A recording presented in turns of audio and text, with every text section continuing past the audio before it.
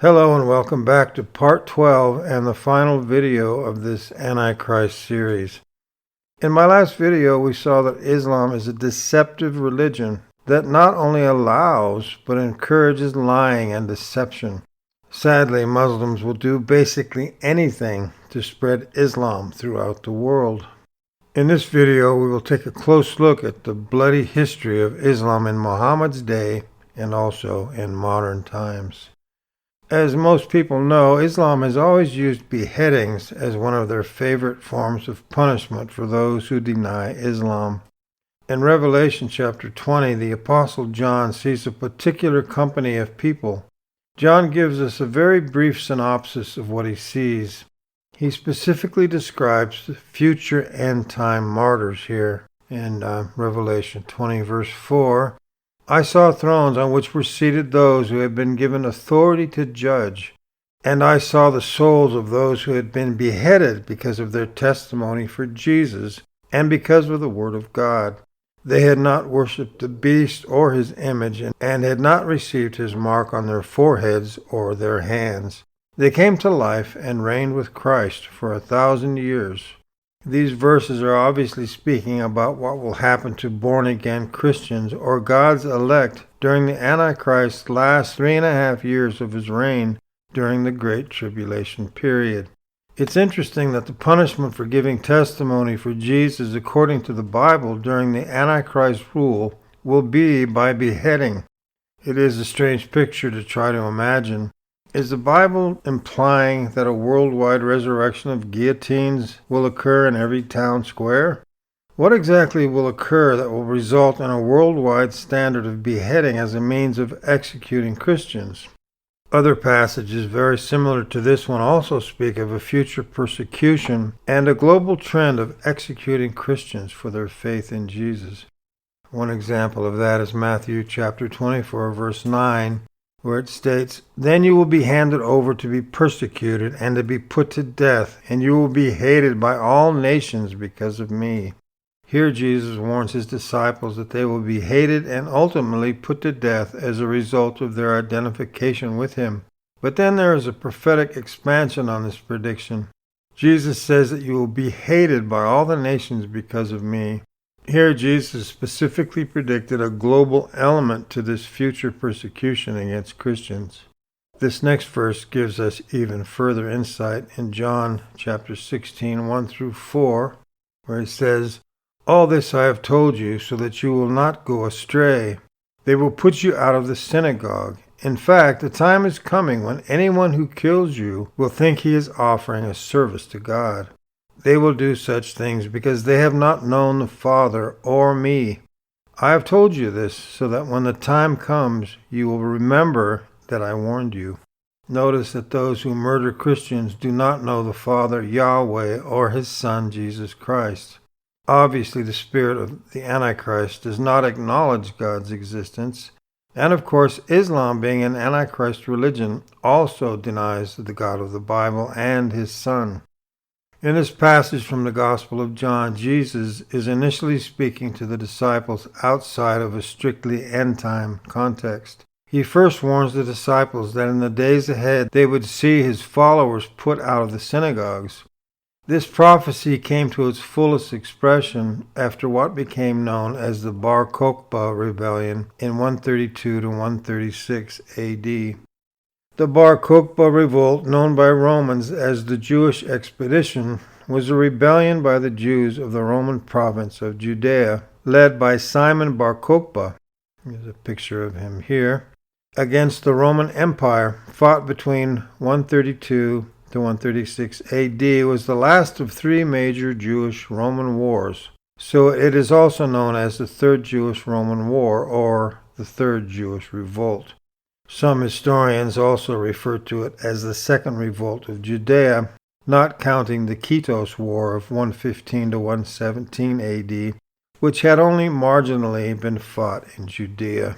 The revolt erupted as a result of religious and political tensions in Judea, following on the failed First Revolt that occurred in 66 to 73 AD.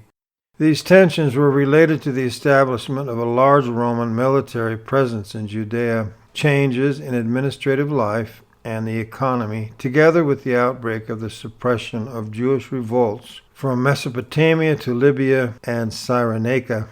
The proximate reason seemed to be the construction of a new city called Aelia Capitolina in Jerusalem. Here's a picture of that city here. Aelia Capitolina was a Roman colony founded during Emperor Hadrian's trip to Judah in 129 to 130 AD. The city was centered around Jerusalem, which had been almost totally razed after the siege of 70 AD.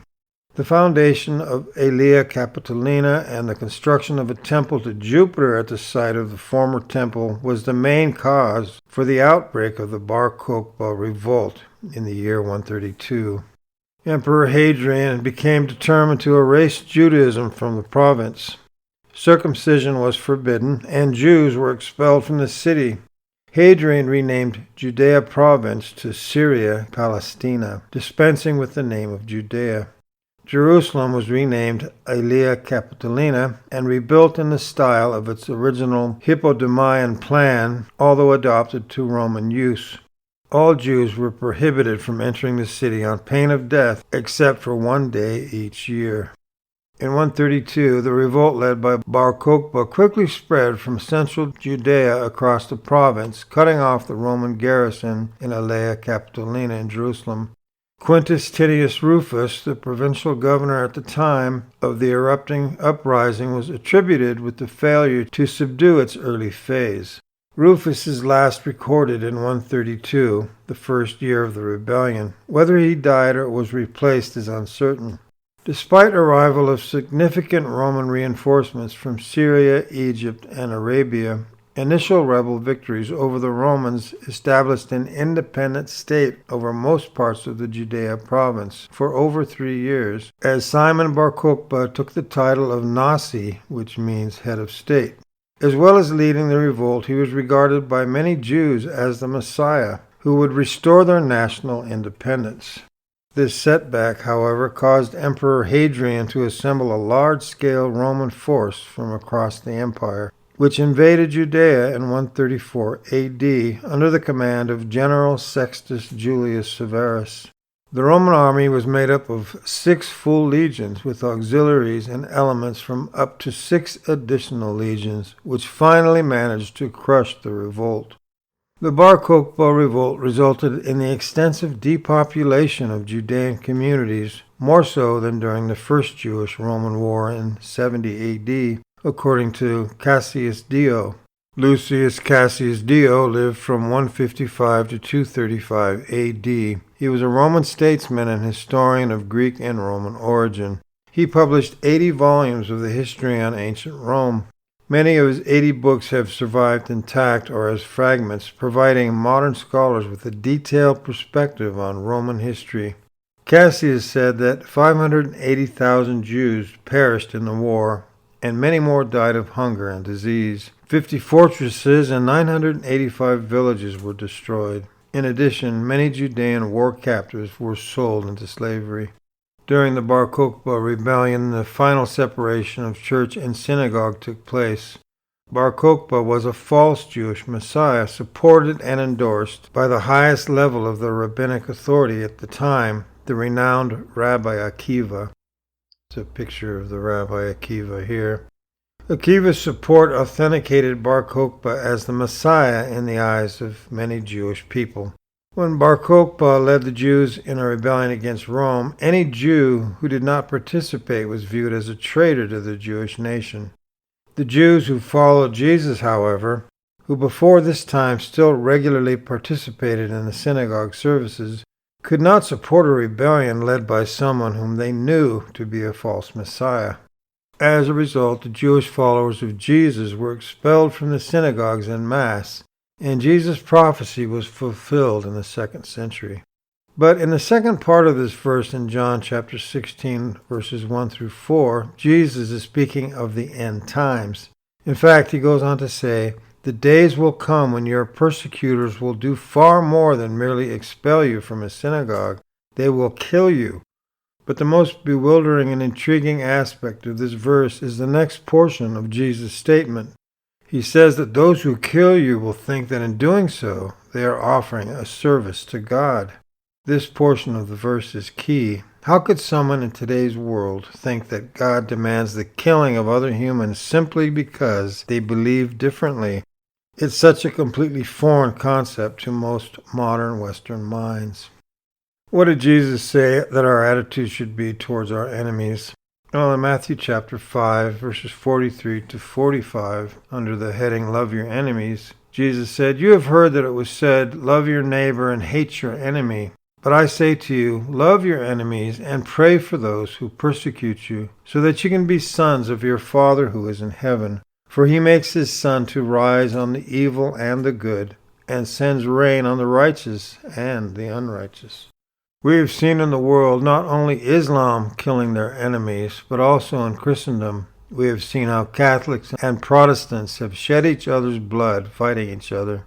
As far back as the two bloody religious conflicts known as the Irish Confederate Wars from 1641 to 1653 and the Williamite War from 1689 to 1691, and then the more modern-day conflict in Northern Ireland that lasted about 30 years, from the late 1960s to 1998.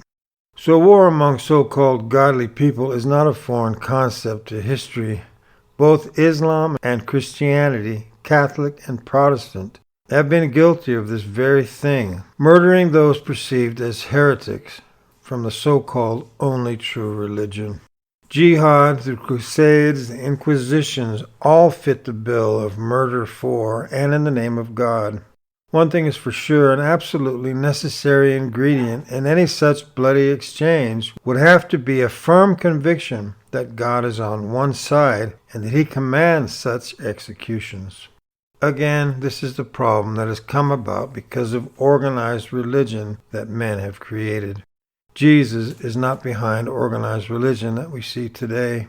Jesus came to create a way of life, not to create a bunch of man-made organized religions who fight each other viciously in a verbal manner over doctrinal disagreements, and to physically kill each other in horrible wars.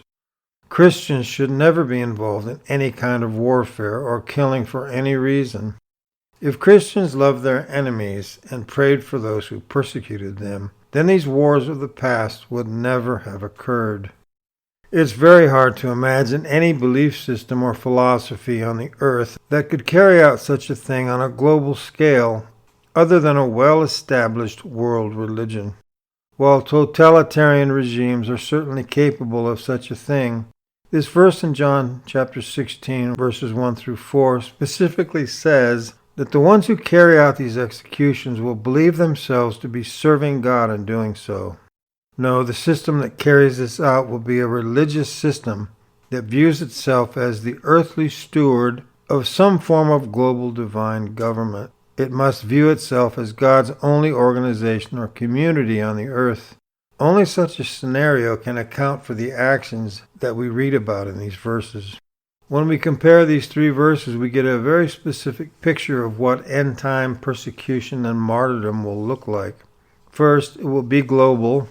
Second, it will necessitate a belief system that views itself as having divinely appointed governmental role on the earth.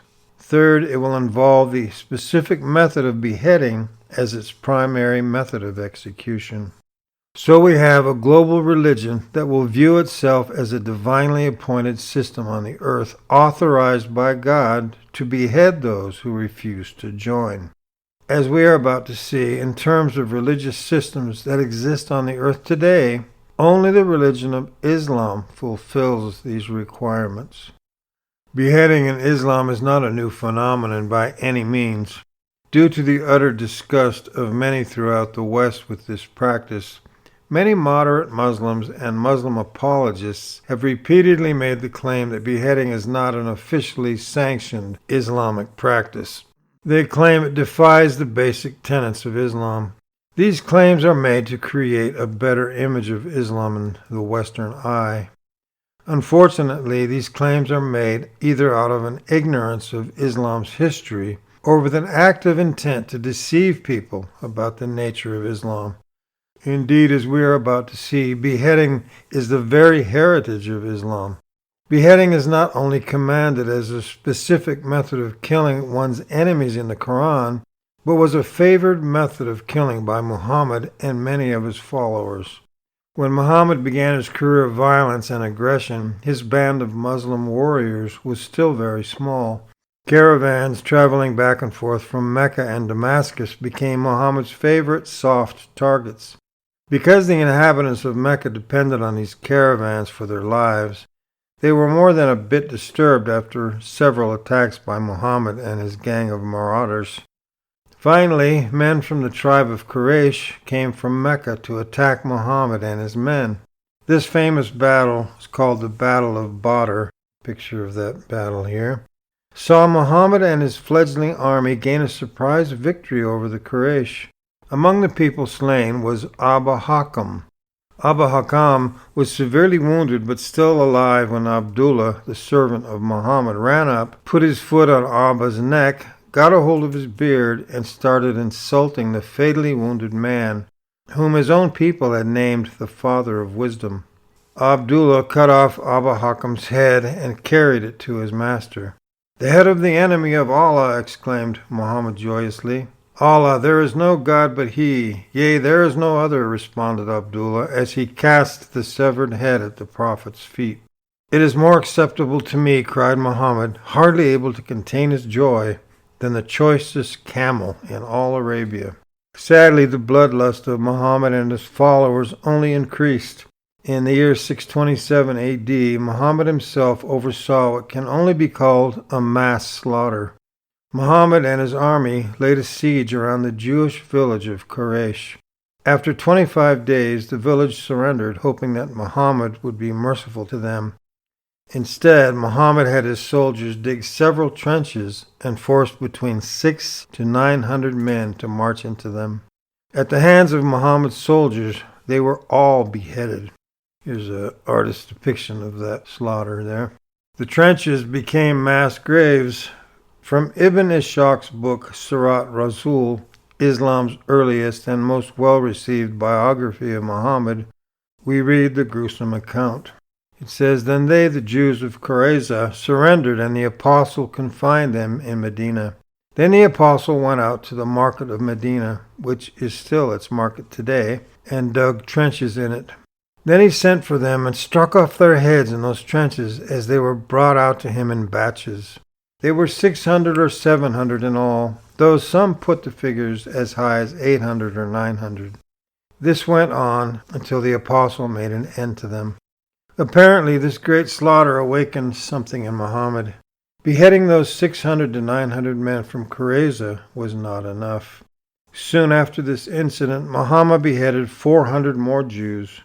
Muhammad was allied with two groups of men, the Khazraj and the Aus. The Khazraj was in charge of beheading the 400 Jews, but the Aus stood by on the sidelines.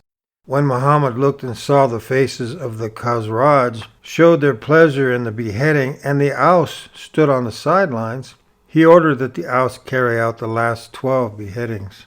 The story goes, "Abu Ubaidah told me on the authority of Abu Amir, the Medinaean, when the Apostle Muhammad got the better of the sons of Qurayza, he seized about 400 men from the Jews who had been allies of Aus against Khazraj, and ordered that they should be beheaded.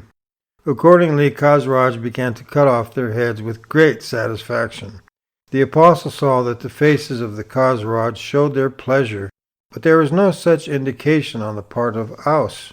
And when he saw that there were only 12 of them left, he gave them over to Aus, assigning 1 Jew to every 2 of the Aus, saying, 'Let so-and-so strike him, and so-and-so finish him off.' Not long thereafter, another campaign of beheading took place under Muhammad. As he re-entered the city of Mecca with his army of 10,000, he called to the warriors of his army from Medina and asked them, 'Do you see the soldiers from Quraysh? Go and slaughter them.' Mark A. Gabriel, picture of him here, explains the meaning of the word that Muhammad used for the slaughter in Arabic. Mr. Gabriel says the Arabic word for slaughter presents the picture of a farmer harvesting his crop with a scythe.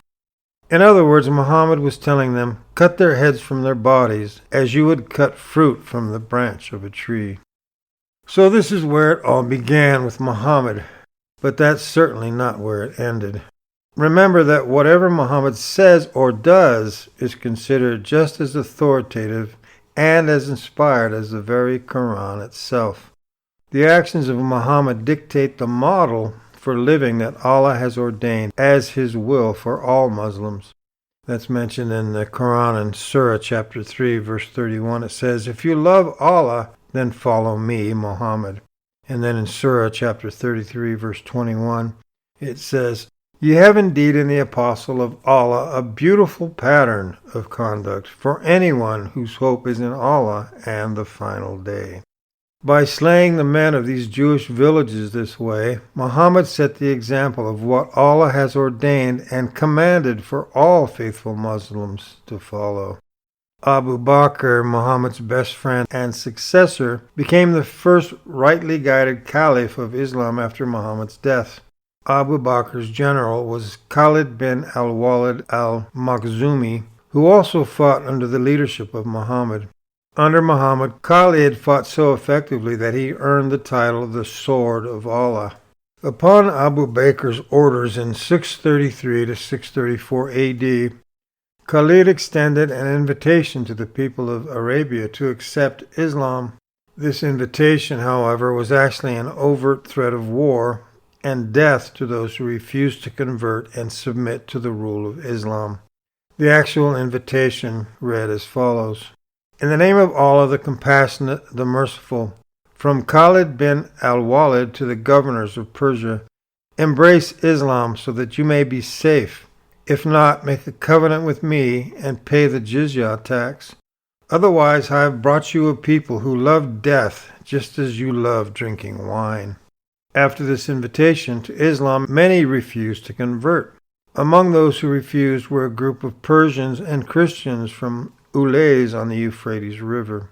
Khalid attacked them in 633 AD.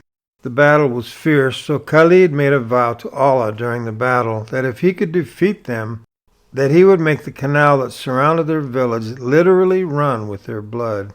He commanded that all who were defeated to be taken alive. There were so many captives that it took a day and a half to behead all of the men.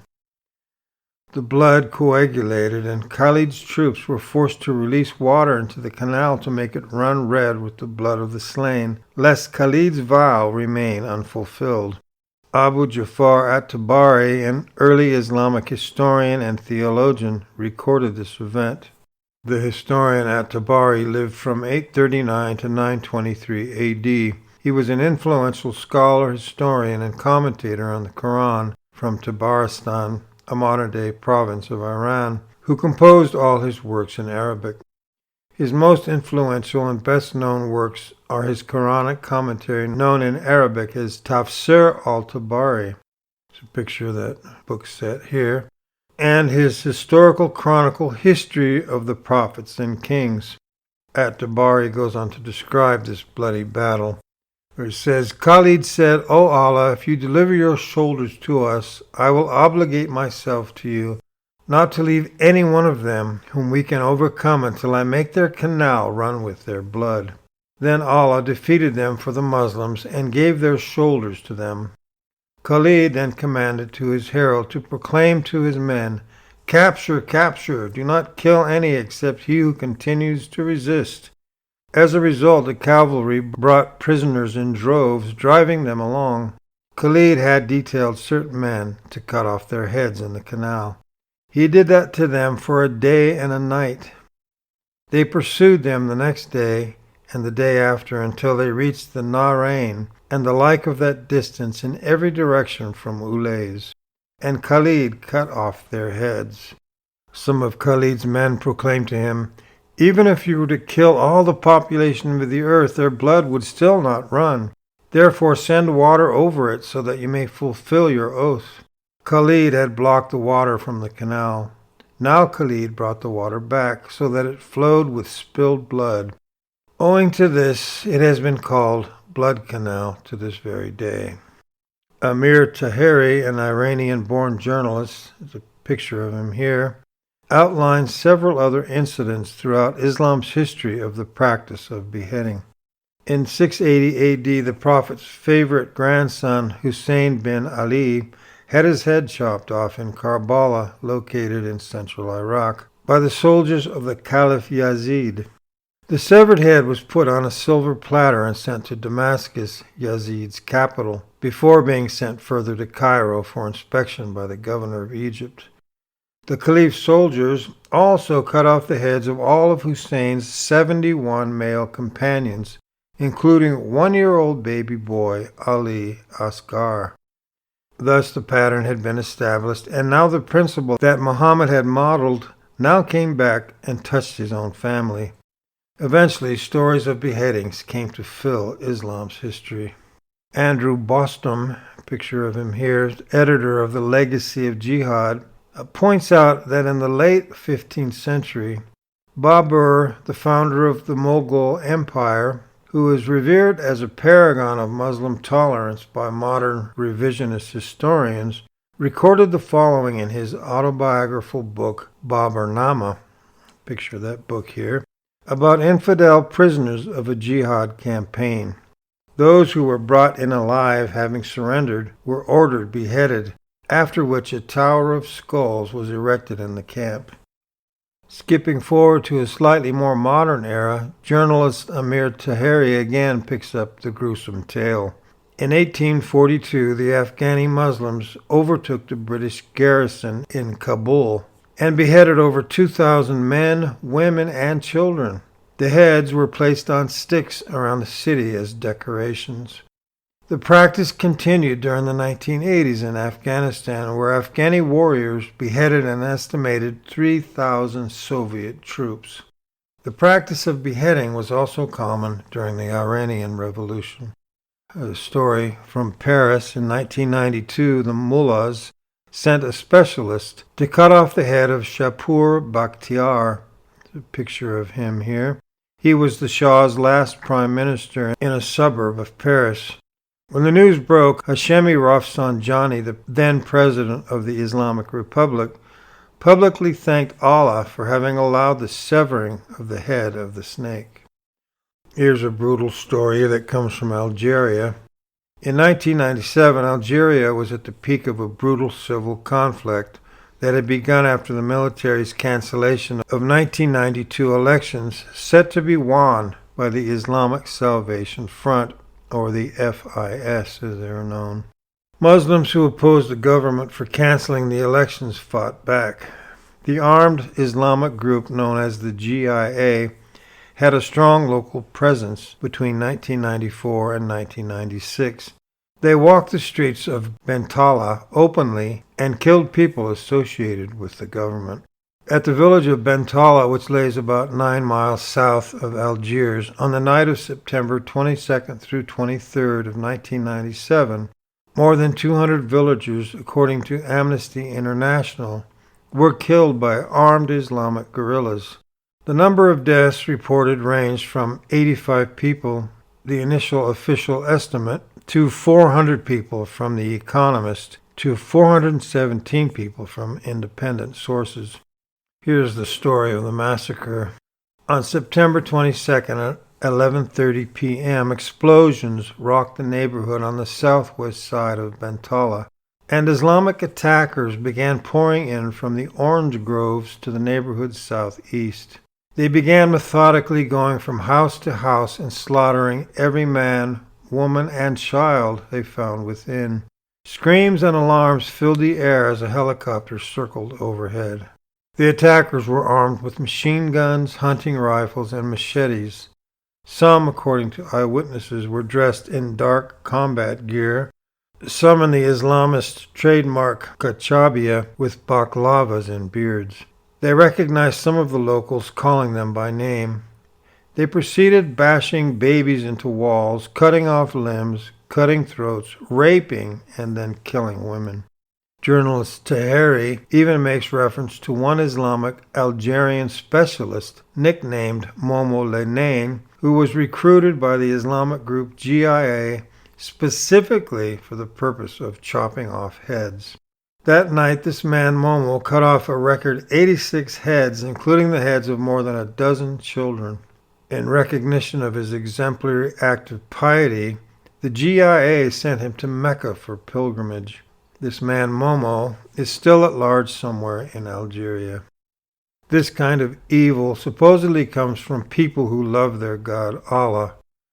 Murdering people, killing babies, raping women is something only very evil, wicked people could do. Journalist Taheri likewise relates the situation in Pakistan. Rival Sunni and Shiite groups have made a habit of sending chopped off heads of each other's activists by special delivery. By one estimate, over 400 heads have been chopped off and mailed since the year 1990. On the Indonesian island of Borneo, Muslims have been using beheading for many years as a means to drive out Christian majority. Nearly half of the Christians have fled the island.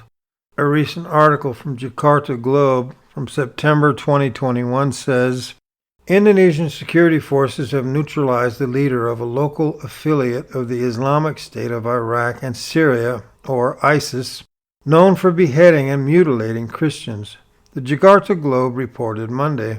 The article states, a joint team of Indonesian police and military personnel killed ISIS leader Ali Kalora on September 18 in a jungle shootout in the mountainous Parigi Mutong district of central Sulawesi, an island located east of Borneo.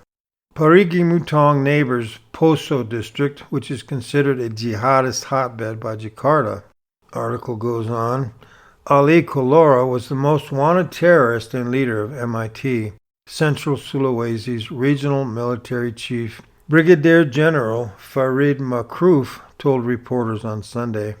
MIT is the Indonesian acronym of the East Indonesia Mujahideen, a jihadist group that pledged allegiance to ISIS in 2014.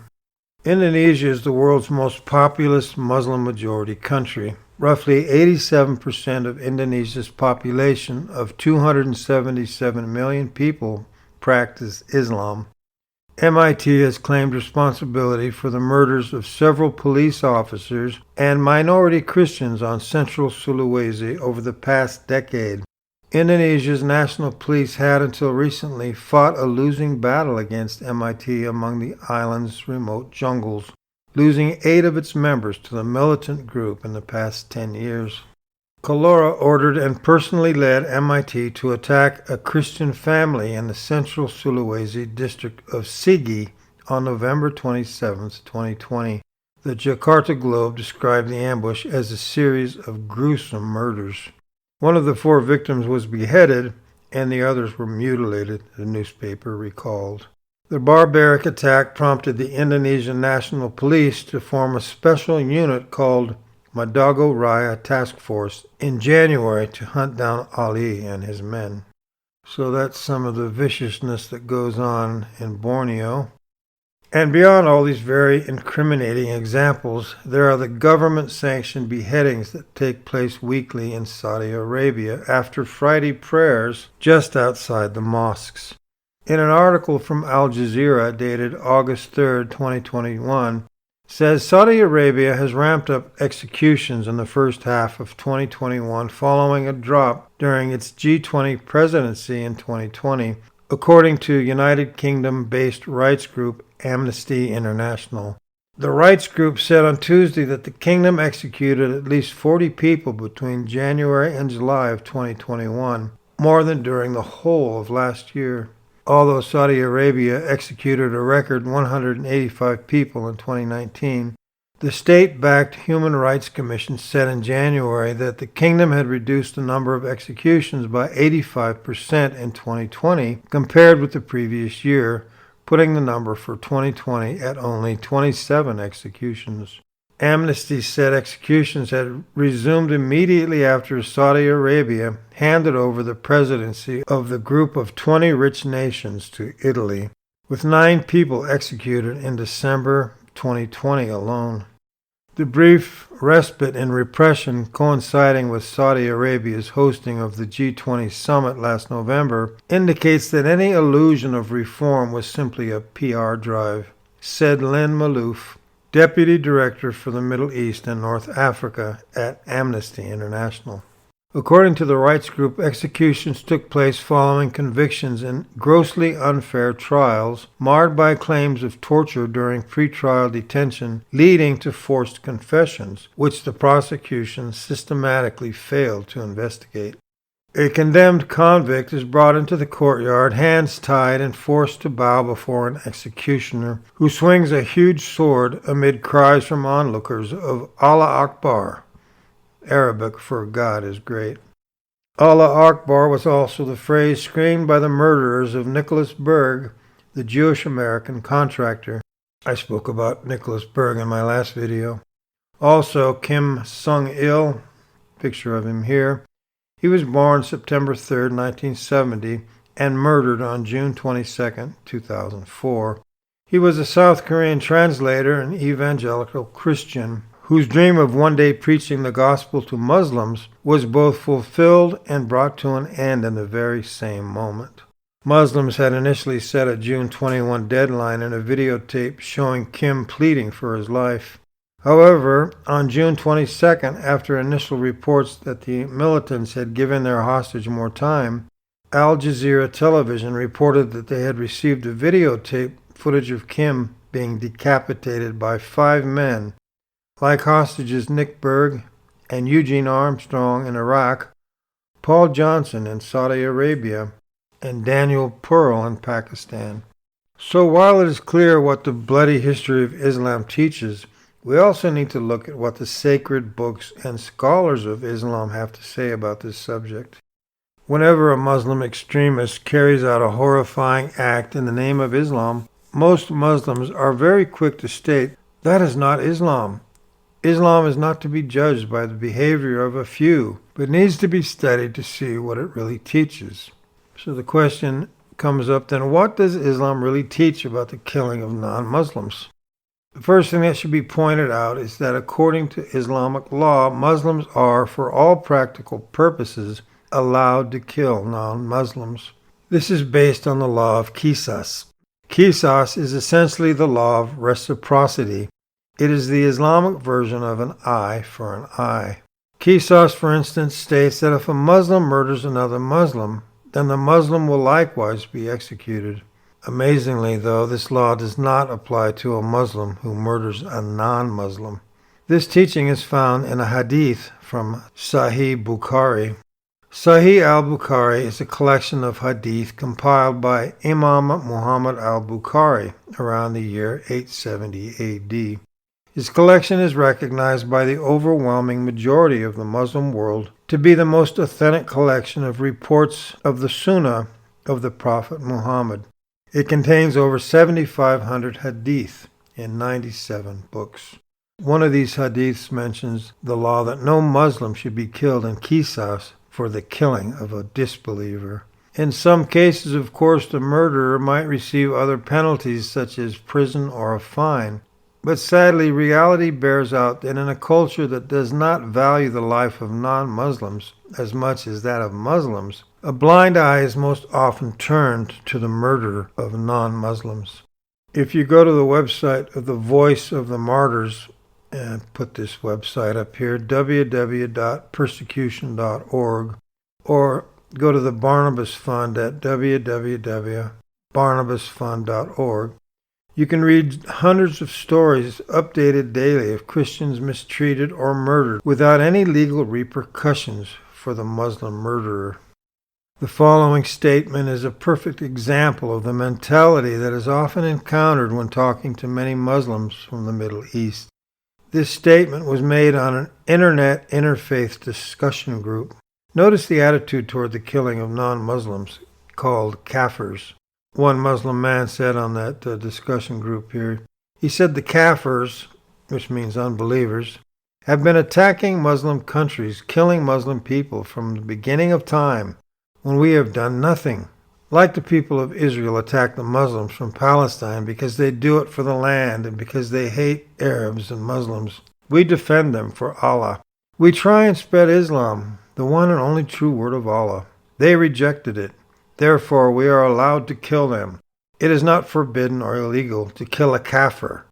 Of course, we want to, by the will of Allah, peacefully live with them and teach them about the beautiful religion. Do you see the altogether twisted mentality expressed in that comment? The beautiful religion that allows the killing of those who do not belong to it. Perhaps the Quranic verse most often quoted by Westerners to demonstrate the violent nature of the Islamic religion is the verse known within and without Islam as the verse of the sword. That's in Surah chapter 9 verse 5, where it says, "So when the sacred months have passed away, then slay the idolaters wherever you find them, and take them captive and besiege them, and lie in wait for them in every ambush. Then if they repent and keep up prayer and pay the obligatory charity, leave their way free to them. Surely Allah is forgiving and merciful." Each time this verse is quoted, a Muslim states that this verse is not applicable today. Well, I would certainly love to believe that. The real question that needs to be asked is, how do the teachers and scholars of Islam interpret this verse? Do they say that it still applies today? The overriding majority of modern and classical Muslim scholars agree that it does. Remember the concept that the behavior of all Muslims is dictated by both the Quran and the Sunnah, the sayings, the actions, and the behavior of Muhammad. From Ibn Kathir, the renowned 8th century scholar, we learn the true Islamic interpretation of this verse. Kathir begins his interpretation by citing for support several eminent early Muslim hadith narrators and scholars, such as Mujahid, Amr bin Shu'aib, Muhammad bin Ishaq, Qatada, Asudi, and Abdur Rahman. Kathir then explains the meaning of the verse. He says, the 4 months mentioned in this verse refer to the 4th month grace period mentioned in an earlier verse. So travel freely for 4 months throughout the land. Allah said next, so when the sacred months have passed, meaning upon the end of the 4 months during which Allah prohibited you from fighting the idolaters, Muslims are to fight and kill the idolaters wherever you may find them. Wherever you find them means on the earth in general. Allah said here to execute some and keep some as prisoners. Besiege them and lie in wait for them in each and every ambush. Means do not wait till you find them, rather seek and besiege them in their areas and forts. Gather intelligence about them in the various roads and fairways, so that what is made wide looks even smaller to them. This way they will have no choice but to die or embrace Islam. Abu Bakr, Muhammad's closest friend and successor upon Muhammad's death, used this and other honorable verses as proof for fighting against those who refrained from paying the obligatory charity tax. This verse allowed fighting people unless and until they embrace Islam and implement its rulings and obligations. This doesn't leave any room for debate. Ibn Kathir lays it out as clearly as anyone could. We see that Muslims are allowed and even commanded to fight against the unbelievers, and even seek them out where they are in order to force them to convert to Islam or accept death. Again, it must be noted that Kathir is not an extremist Muslim, but is perhaps one of Islam's most universally received classical scholars. Another pertinent verse from the Quran that applies to our discussion is the infamous beheading verse in Surah chapter 47, verse 4, where it says, if you encounter in war those who disbelieve, you may strike the necks. Or in some Quran versions it says, when ye encounter the infidels, strike off their heads. Ibn Kathir explains that the purpose of this verse is to guide the believers to what they should employ in their fight against the idolaters. Allah says, so when you meet those who disbelieve in battle, smite their necks, which means when you fight against them, cut them down totally with your swords, until you have fully defeated them, meaning you have killed and utterly destroyed them. This is referring to the prisoners of war whom you have captured. So when we look at these verses, we see that Muslims are commanded to behead, or at a bare minimum, smite the necks of those non-Muslims they fight. Sheikh Omar Bakri Mohammed, judge of the Sharia Law Court of Great Britain, as well as the Secretary General in the Islamic World League and the spokesman for the International Islamic Front, however, has a slightly different opinion. He says, "The punishment of those who wage war against Allah and His Apostle and strive to make mischief in the land is only this, that they should be murdered or crucified, or their hands and their feet should be cut off on opposite sides of their body, or they should be imprisoned. This shall be a disgrace for them in this world, and in the hereafter they shall have a grievous chastisement." After examining just a sampling of Islamic texts, as well as the opinions of Islamic scholars, spokesmen, and ordinary Muslims, we see that Islam not only commands the killing of non-Muslims, but also supports a culture where killing non-Muslims has become an acceptable practice. But before I finish this discussion, there is one more very specific tradition that will surely come into play, if indeed the person of the Mahdi ever becomes a reality. The leadership role of a caliph in Islam is a very powerful concept. The caliph is viewed as the successor of Muhammad and the leader of all Muslims. As I've said before, he is in a sense the Pope of the Muslim world. The last caliph, both Sunnis and Shia accepted as justifiably elected, was Ali, Muhammad's cousin and son-in-law.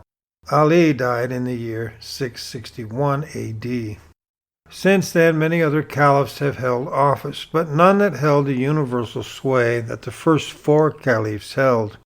Muslims have awaited the restoration of the caliphate to bring unity and leadership to Islam worldwide. As we have already seen, the Mahdi is expected to fulfill this role.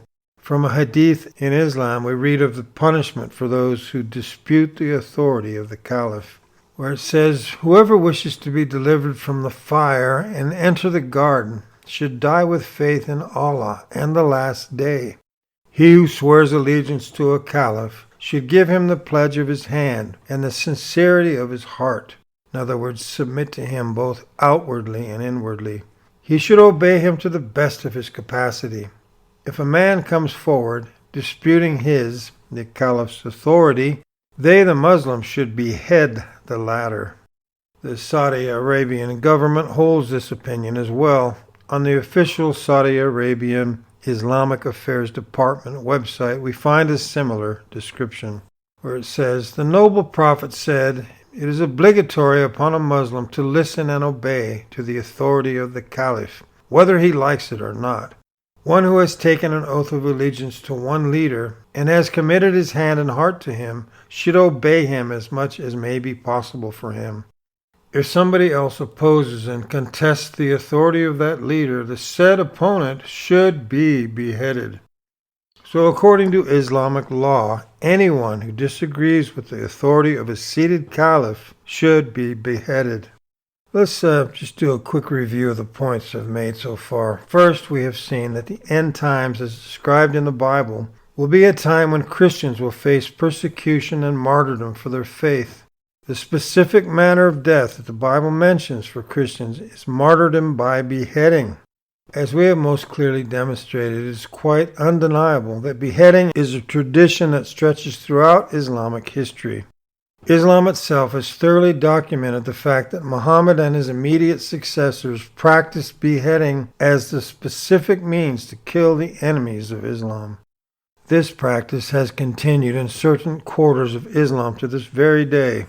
The Quran itself actually encourages beheading, or at a bare minimum smiting the necks of idolaters and any prisoners of war. We noted some examples of the beheadings of such prisoners of war recently in Iraq and elsewhere. The death sentence is also prescribed for those who do not submit to or agree with the authority of the caliph.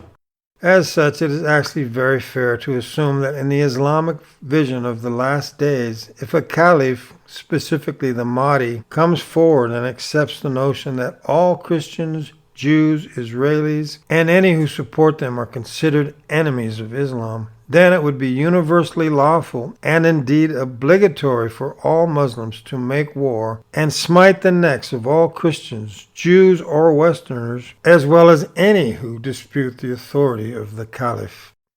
Once again, Islam, its practices, and its teachings fulfill exactly what the description of the forces that will gain power and dominate the world in the biblical end-time scenario. Having seen the murderous nature of the Islamic texts as well as the proper Islamic interpretation of them, let us see the reality of how this mentality plays out in the mind of an ordinary Muslim from the Middle East. Following is a post from an Islamic interfaith internet message board. It is the kind of post that is only too common on such forums. One Muslim gives his thoughts regarding the murder of Daniel Pearl, the slain American journalist. Here's a picture of Daniel Pearl here. Daniel Pearl was born on October 10, 1963, and was murdered on February 1, 2002.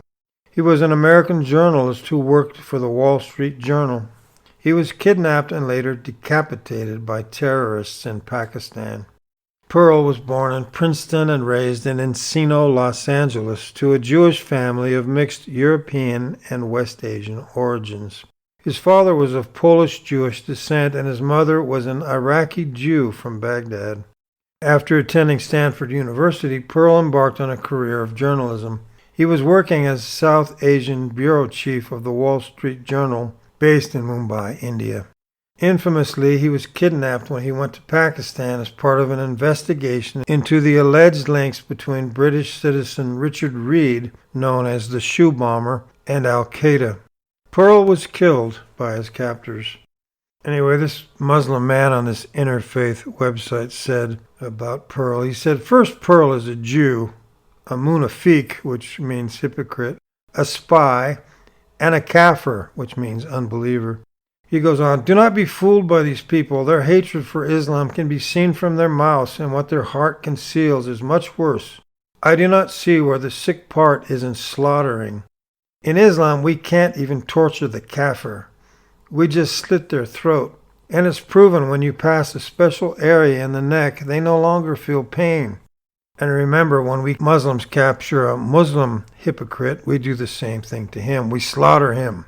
What do you think of a dirty Jew, stupid, munafiq, two-timing spy, and a kafir? We do the same to him. Thanks be to Allah.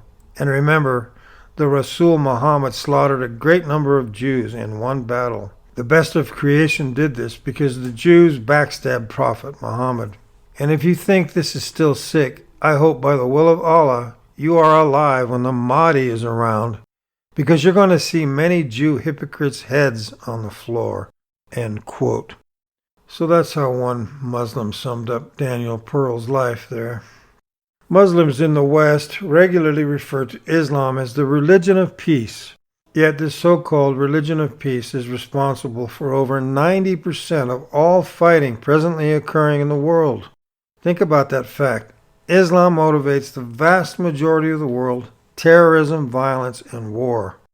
There are about 400 recognized terrorist groups in the world.